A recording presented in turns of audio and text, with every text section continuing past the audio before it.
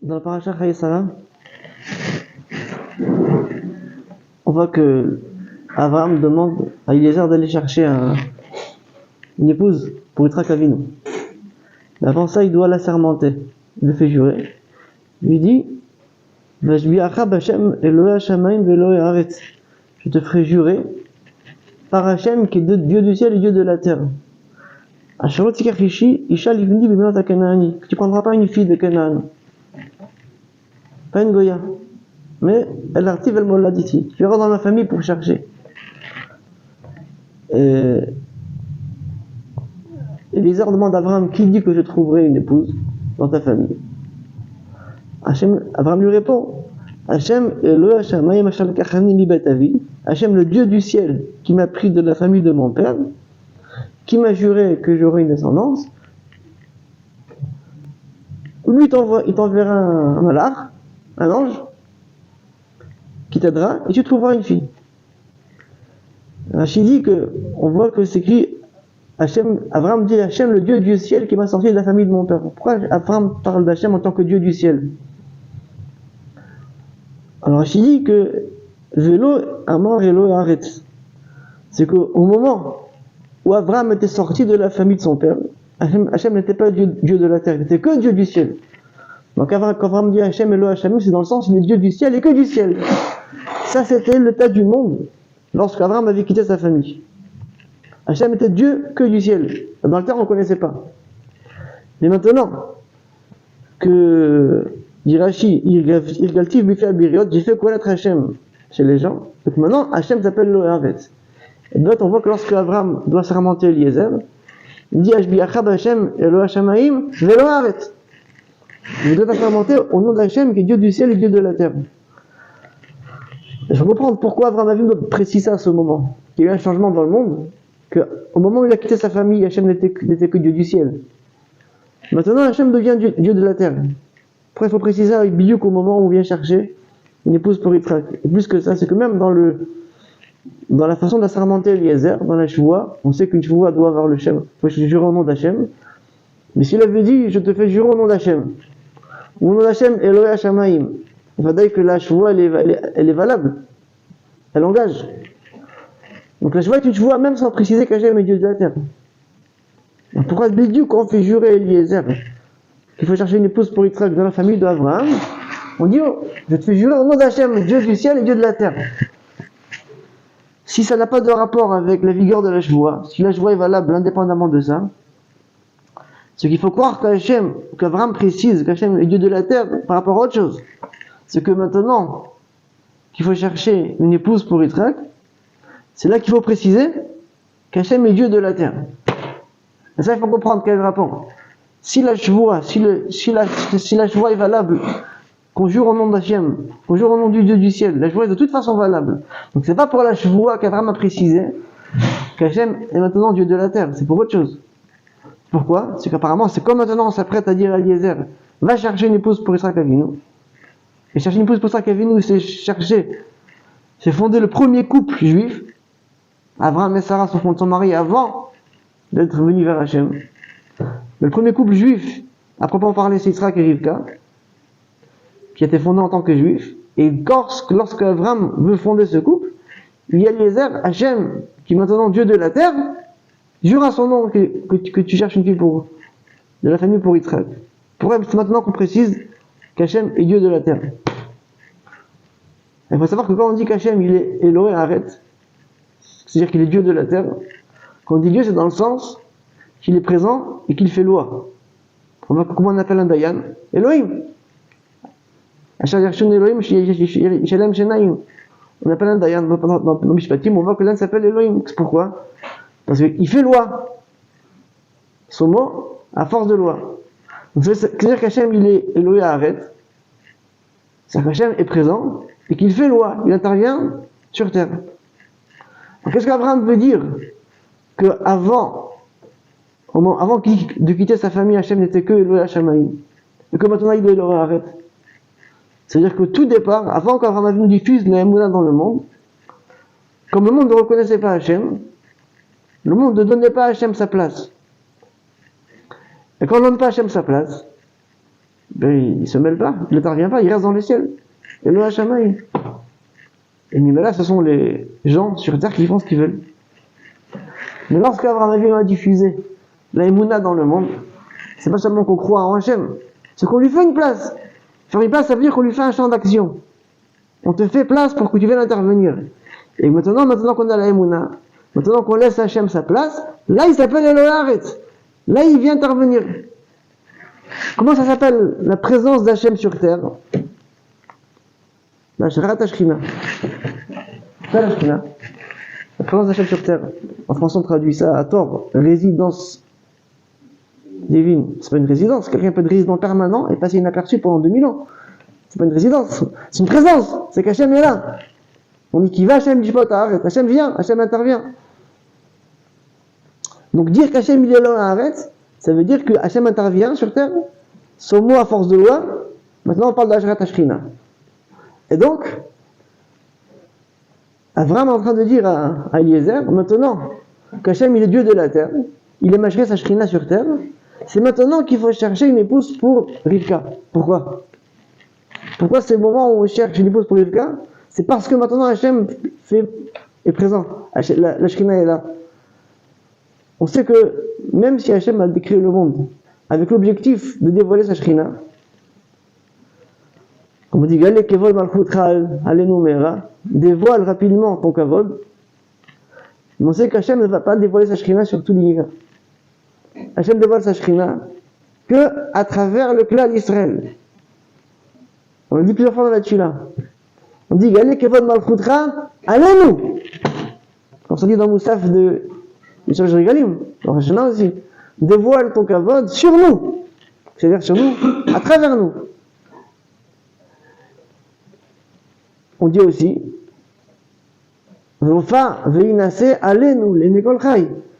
fais ton apparition à travers nous aux yeux de tous. Ça veut dire que le champ d'action où la Shekhinah prend place, c'est le clan d'Israël. C'est pas le monde entier. C'est qu'à travers le clan d'Israël, que Hachem se fait connaître. Mais on pourrait penser qu'il faudrait que tout le peuple soit là. Pourquoi à travers le peuple, Hachem se dévoile? On voit que c'est pas ça. Le champ d'action de la Shekhinah, à proprement parler, c'est pas le clan d'Israël. C'est plus précis que ça. C'est la famille juive. On apprend ça. La Gemara dans Kiddushin. Le foyer juif. Le foyer juif, c'est ça le champ d'action de la Shekhinah. C'est pas tout le peuple du clan d'Israël. On finit l'univers. C'est dans le clan d'Israël, mais pas tout le clan d'Israël. C'est le foyer juif. Ah, on va préciser. La Gemara le précise. Gemara d'Akidushin Afahim. Dit la Gemara. Amar Rabbi Chama be Rabbi Chanina. כשהקדוש ברוך הוא משרה שכינתו, אין משרה אלא על משפחות מיוחסות שבישראל. Lorsqu'Hachem veut faire poser sa Shekhinah, il la pose que sur les mishpachot meyuchasot. Alors souvent on pense que les familles meyuchasot, ça vient des familles qui ont une ascendance illustre. C'est pas ça meyuchasot. Rachid dit là-bas explicitement que c'est quoi famille meyuchasot? Rachid dit mishpachot shem Israël gmurim. Ceux qui sont juifs à part entière, sans qu'il y ait de problème de yuchus. Peut-être qu'il y a un psoul, peut-être qu'il y a un mamzer, peut-être qu'il y a un truc. Non. Une famille qui est le yuchasot, on sait d'où il vient. On sait d'où il vient. Le yuchus n'est pas remis en question. Un foyer juif kasher, ça kasher, on sait d'où il vient, il est kasher. Sur ça, Hachem pose la Shekhinah. Il dit que d'où j'apprends ça. Chez Nemar Bataï Neum Hachem, à ce moment-là, dit Hachem, Ayez l'Elohim, l'Echol Mishpechot Israël. Je serai Dieu de toutes les familles d'Israël. Dit la Gemara, l'école Israël au Neymar, et là, l'école Mishpachot. Donc, le pasteur dit, je serai le Dieu des Mishpachot Israël. Donc, encore une fois, on voit que c'est quoi être Elohim de quelqu'un? C'est poser la Shekhinah. C'est-à-dire, arrête la Shekhinah sur terre. Quand le Navi est en train de dire qu'Hachem pose la Shekhinah, on dit Elohim, l'école Mishpachot Israël. C'est pas écrit, je serai le Dieu d'Israël. La Gemara, l'Israël au Neymar. C'est pas le Dieu d'Israël. Ça veut dire que la cellule qui porte la Shekhinah, c'est pas tout le clan d'Israël. Et là, l'école Mishpechot Israël. Ce que la Gemara veut dire ici, c'est que le champ d'action de la Shrina, le porteur de la Shrina, c'est pas le peuple, c'est le foyer juif. Le forage. L'école Mishpechat Israël. Mais là, c'est exactement ce que dit Avraham Avinu. Il dit maintenant qu'Hachem s'appelle Elohé Haaretz. Une fois qu'Avraham a diffusé l'amour dans le monde, et que Hachem trouve sa place sur terre, donc la Shrina peut intervenir. Elle peut avoir force de loi. Mais il faut une cellule pour ça. C'est quoi la cellule? C'est la Mishpacha. Donc maintenant qu'il y a la place pour ça, c'est le moment de chercher un zivoug pour Yitzhak Avinu. C'est qu'une fois que la Shrina est là, alors tout le tachlit du foyer juif, c'est d'être porteur de la Shrina, de voir la Naga d'Hachem. Donc une fois qu'on a la base pour ça, et Hachem s'appelle le Haaretz, donc il faut une famille, il faut une place pour la Shrina. Donc c'est le moment de chercher une épouse pour Yitzhak Avinu. Rajoute là-bas dans les jours, il dit on voit de là qu'un foyer juif, ça s'appelle un Bet Midrash le Bitachon. C'est une maison d'études du Bitachon. C'est là où on voit qu'Hachem se manifeste au quotidien, dans le foyer juif. La confiance en Hachem. L'Emunah, c'est croire en Hachem. Le Bitachon, c'est avoir confiance en Hachem. Il dit le foyer juif, c'est un Bet Midrash le Bitachon. Parce que c'est là qu'on voit Hachem dans son action, dans son quotidien. Mishpechat Israël. C'est là que celui de la Shrina. Mais la première, lorsque Abraham va assermenter Elisa de chercher, il dit Hachem maintenant il est le Haaretz. Hachem il est de la terre, Hachem se dévoile sur terre. Il faut pour ça qu'il faut un foyer. Mais là va chercher une fille de la famille pour Yitzhak Avinu. Première Nekuda. Seconde Nekuda sur la paracha. Sur quoi il faut se baser pour décider que Hachidouch est bon? Sur quoi il faut se baser pour décider qu'une fille qui est proposée peut être la bonne? Alors, on voit dans la paracha de quelle façon Eliezer est tombé sur Rivka. C'est dit, Abraham a demandé de chercher une fille de la famille. Maintenant, est-ce que je vais la trouver? Il change sur combien? Combien il y avait de filles de la famille d'Abraham Avinu qui pouvaient se marier avec Yitzhak? Très peu. Il savait où aller. À ce moment-là, Avraham Avinu habitait du côté de Hebron. Du côté de Hebron. Non, de Beersheva. C'est Beersheva.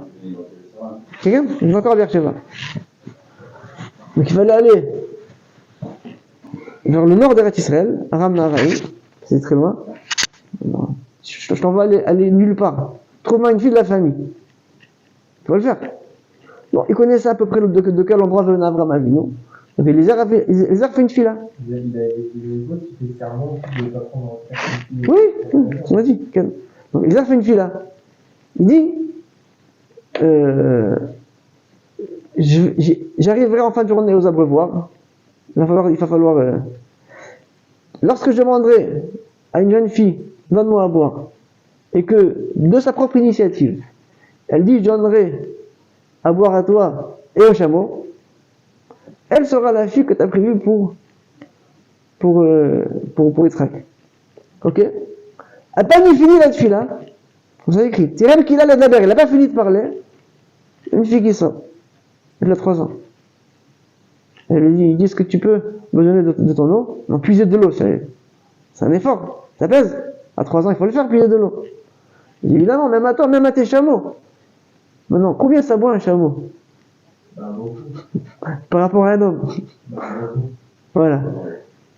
Et il n'y avait pas un chameau, il y avait plusieurs chameaux. Un chameau. C'est elle, c'est sûr que c'est elle. Il était tellement convaincu que c'est elle que le cadeau qu'Abraham lui a donné à la Kala, il a donné avant même qu'elle dise de quelle famille elle est. Il lui a donné des boucles d'oreilles, enfin des boucles de nez, ça s'appelle, c'était sur le nez, et un bracelet, et 2 bracelets. Après il lui dit, t'es la fille de qui? Elle dit, je suis la fille de Bethuel, qui vient de Nachor. Ben voilà, c'est la famille. Donc, ils arrivent elle l'amène chez ses parents, chez Bethuel, Milka, son frère Lavan, et il lui sort à manger. Il dit, non, d'abord je veux parler, je vais raconter ce qui s'est passé. Donc il leur raconte de quelle façon ils ont tombé sur elle. Extraordinaire. évidemment que Bethuel a voulu saboter ce couple. Qu'est-ce qu'il a fait? Il a voulu empoisonner Eliezer. Mais empoisonner Eliezer, c'est pas seulement qu'il va parvenir avec Rivka. Il y a un Tosfot, une marque dans Nazir, qui dit que si tu envoies quelqu'un te marier une fille, il revient, tu dis voilà, j'étais marié avec une fille pour toi, mais il ne m'en pas plus laquelle c'est. Tu peux te marier avec aucune fille du monde. Pourquoi? Parce que quelle que soit la fille en question, peut-être que c'est la sœur de la fille qui t'a été mariée, à Khotisha. Or, comme elle est fixe, alors on ne va pas d'après le Rov, quelqu'un voit qu'elle est Merza. Donc, ce que Bethuel voulait faire, dit Tosfot, c'était plus que ça. Celui qui s'est dit, je vais tuer Eliezer, il ne pourra pas revenir, il ne sera même pas avec lui, on l'a marié. Mais une Chazaka, que Eliezer, en tant qu'envoyé Neyman, il a fait sa shlichut. Donc on sait qu'il est marié, mais on ne sait pas avec qui. Donc maintenant, on ne pourra plus le marier à personne. Voilà, on voulait saboter le Kal Israël à la base. Voilà, c'est ce qu'a voulu faire Bethuel. Donc il a servi du poison à Eliezer. Bien malheur qu'il a changé les assiettes. Bethuel est mort. À la fin, Eliezer il traite qu'avec Milka, la mère, et le frère Lavan. Il leur dit, alors, est-ce que vous voulez l'envoyer ou pas? Ils ont dit non, on va demander à la fille, elle a 3 ans. La fille, elle leur dit, LR, que vous voulez ou pas, moi j'y vais. Bon, elle vient. Maintenant, Eliezer, il arrive avec Rivka. Il raconte à Abraham Avinu et Yitzhak Avinu toute l'histoire. C'est un enchaînement de Siyata d'Ishmaïa qui est sensationnel. Il finit pas cette fille-là en donnant un siman, la fille qu'il a proposé à boire au chameau alors que j'ai demandé que pour moi. Il finit pas cette fille-là, elle sort. Il demande d'abord pour lui, elle donne au chameau. Donc on voit tout de suite que le calcul est accepté. C'est la fille de la famille. Plus que ça, quand Bethuel veut s'opposer, il met du poison, c'est lui qui part. Quand il va le dire, on va laisser ça, on va laisser entre les mains de la fille à décider, j'y vais tout de suite. Bah, c'est clair que c'est, ça y est. Les psukim, on voit que ça s'est pas arrêté. Le pasuk dit,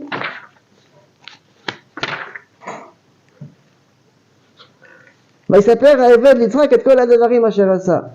Le Eved, Eliezer raconte à Yitzhak tout ce qu'il a fait. Vayivia Yitzhak Oela Saraimo. Yitzhak a amené Rivka dans la tente de Sarah, sa mère. On sait que Sarah est sa mère. Quand le pasuk de dire Saraimo, dit Rashi, Aola Saraimo, la kavana c'est qu'il a amené dans la tente et il a vu qu'elle était Saraimo. C'est marrant qu'il est là. Comment il a vu que Sarah est là? Il a vu qu'il y avait un âne sur la tente, un nuage, qui avait disparu depuis la ptira de Rivka de Sarah Imenu. C'est revenu quand Rivka est rentré. Lorsque Sarah Imenu allumait les norotes vendredi, ça reste allumé jusqu'à vendredi d'après, ça s'est arrêté. C'est revenu. Elle voyait que dans la Issa, dans la pâte, il y avait une bracha qui avait disparu depuis la disparition de Sarah Imenu. C'est revenu. C'est une tzadékat, ça, elle est comme un tzadékat comme Sarah Imenu. À ce moment-là, Vaikach et Rivka, là il a fait des kiddushin. Vaikach. Là il a pris Rivka, elle était Mekadesh Ota. Vateilo Leisha, il a fait le Nisuin. Demande Buskerov une kushia Atsuma. Pourquoi Yitzhak Avinu, après tout ce que Eliezer lui dit, comme ici, que c'est évident que c'est une histoire qui est entièrement gérée par le ciel, comment il a trouvé Rivka? Comment il est tombé sur elle? Comment il l'a ramené? Tu vois, tu as suffisamment de moftim et de nissim que tu dises que c'est elle. Après ça, Yitzhak Avinu doit faire un test. Est-ce qu'elle a une tzadékat comme la mère? Et une fois qu'il a la main dans la tente et qu'il voit le âne, il voit les neurotes, il voit la pâte, et là c'est tzadékat. Vaikach et Rivka. C'est là qu'il a pris Rivka. Du Muskorov avec grand Yesod. On voit de là, c'est un Muskorov que j'ai entendu à Mishansaï de Ravaron Monsonego, à la Vachalon. Au monde Muskorov. Et on voit de là un grand Yesod. Qu'on ne fonde pas un couple sur des nissim et des moftim. J'insigne du ciel que c'est elle. Je n'aurais pas pensé à l'appeler, elle m'a appelé. Des gématriotes, c'est des rachetés votes, des bêtises comme ça. Est-ce que c'est sûr? Est-ce que avec le Hanan et tout, non, mais ce que Yitzhak a vu dans l'Hanan, c'est pas le Nes. Il a vu qu'elle est tzadékat. C'est réellement, là ce qu'elle a vu. Ce qui l'intéressait, c'était pas le nez, justement. C'est voir qui est la fille. Est-ce qu'elle est tzadékette ou pas? Tu me disais des nissim, des moftim, des zim. Il n'y a pas de nissim, pas de moftim, pas de zivugim. Ce que Rachid dit, Yitzhak est là, Sarah Imo. Ce qu'il voulait voir, c'est ce qu'elle était comme sa mère. Voilà ce qu'il voulait voir. Voilà ce qu'il voulait voir. Dis-nous ça, voilà un big yesod. C'est que personne de nous, on voit plus de simanim et de moftim que Srak Avinu. Plus que ça, il n'y aura pas. Quelqu'un vient une fille là, qui n'est pas là-dessus, là, elle débarque. Le signe qu'il a donné, voilà, qu'il est là, c'est la fille de la famille. Quelqu'un qui veut empêcher le zivug, il est mort. Est-ce que quelqu'un a vu une soeur comme ça? Personne. Même sur ça, on ne se fait pas pour fonder un couple. Quand on se fie, est-ce que c'est une tzadékette ou pas? Qu'est-ce qu'elle fait? Voilà le sort du Briskavot. Si elle est tzadékette Saraimo, oui. Sinon, même tu me racontes des moftim, Srak Avinu n'a pas été convaincu par les nissim, les moftim que je lui ai raconté. Voilà le sort du Briskavot. On fonde un couple sur du sechel. Qui elle est? Voilà. Shabbat shalom.